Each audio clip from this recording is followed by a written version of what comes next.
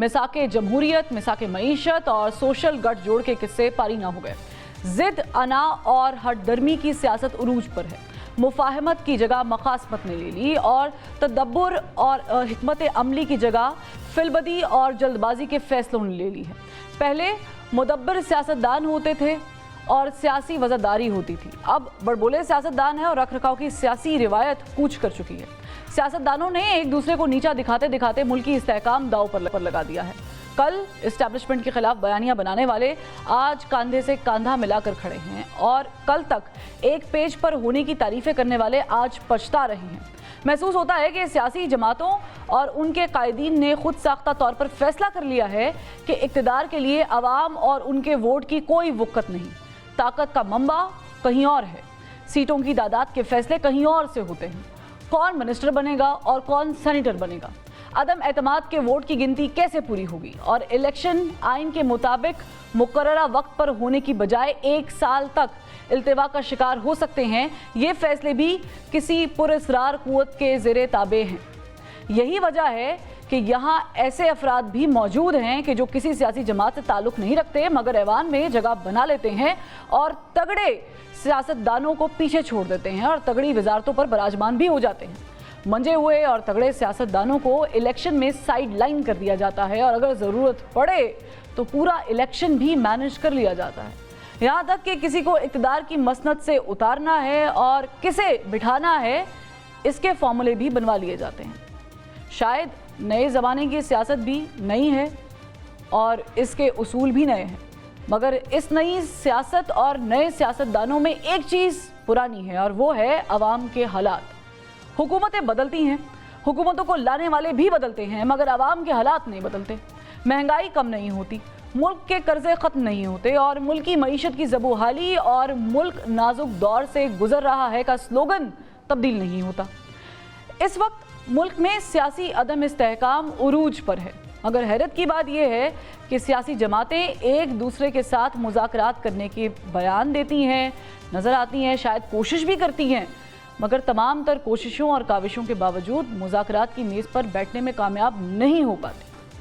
सियासी जमातों के मबैन मिसाके मईशत या मिसाके जमहूरियत करने की राह में कौन रुकावट है और क्या ये रुकावट दूर हो भी सकती है या फिर नहीं। हमने दावत दी है, हमारा जो पैनल है वो सीनियर एनालिस्ट और सीनियर सहाफ़ी हमारे साथ मौजूद हैं।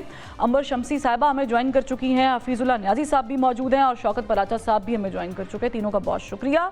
मैं हफीज़ुल्लाह न्याज़ी साहब, चूँकि आप सीनियर हैं, मैं आपसे आगाज़ करना चाहूँगी। मुझे बताएं कि ये जो डेडलॉक की सियासत इस वक्त आजकल हम देख रहे हैं, विद इन इंस्टीट्यूट भी एक चीज़ शुरू हो चुकी है, ये कैसे ख़त्म होगी? कोई इसका चांस है कि तब्दीली आ जाए इस सिस्टम में?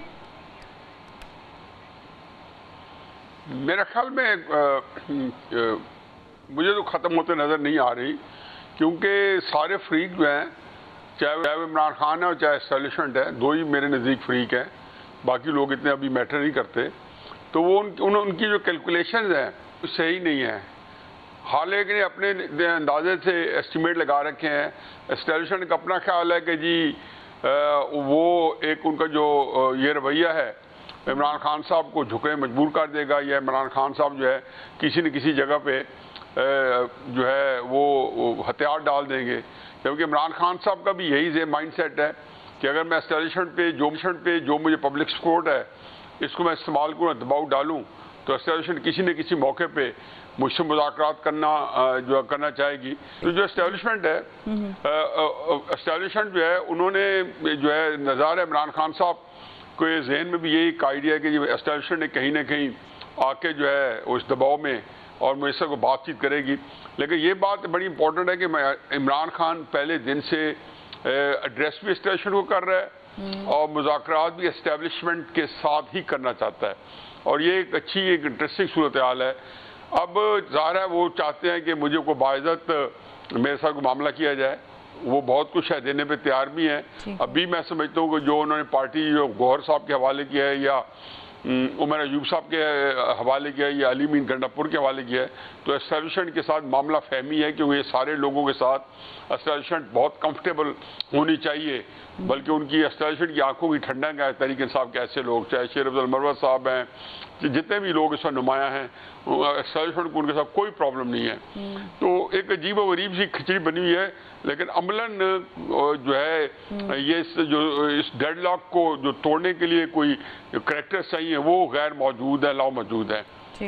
कैसे टूटेगा? इमरान खान साहब के पास इतनी अहलियत नहीं है कि वो पॉलिटिकल गेम जो है, ये जो सियासी हिकमत अमली है वो तरतीब दे सकें। एस्टैब्लिशमेंट का जो सियासी हिकमत अमली तरतीब देने वाला जो है सब्जेक्ट है ही नहीं, वो तो पावर टॉक्स, पावर स्पीक्स और जो है ना उसके ऊपर वो बिलीव करते हैं, उसी के सहारे चल रहे हैं, उसी के सहारे उन्होंने आज तक अपनी जो काम चलाए हैं और अपने काम निपटाए हैं। तो एक बड़ी एक गुंजलक किस्म की और तकलीफदेह सूरत हाल पाकिस्तान है, और मैं समझता हूँ कि पिछले 1.5-2 साल से एस्टैब्लिशमेंट जो नहीं समझ रही वो तकरीबन बंद गली में उसने भी अपने आप को फंसाया हुआ है, और इमरान खान साहब के पास भी इसके अलावा कोई फ्यूचर नहीं है कि वो मुल्क के अंदर क्योस फैला सकते हैं, खाना जंगी के भी अमकानात हो सकते हैं। वैसे नहीं हो करेंगे क्योंकि उन्होंने कोशिश बहुत की थी पब्लिक को उकसा के साथ लाने की, तो उनको स्ट्रीट पे वो रिस्पॉन्स नहीं मिला, वो कामयाबी नहीं हुई। हर उनके एक्ट में पब्लिक की वो सपोर्ट नहीं थी जो उनको मतलूब थी। ठीक है, तो आगे आगे देखिए होता है क्या। ठीक है, आगे आगे तो देख लेंगे, अल्लाह करे कि अच्छा ही हो जो हमें देखने को मिले।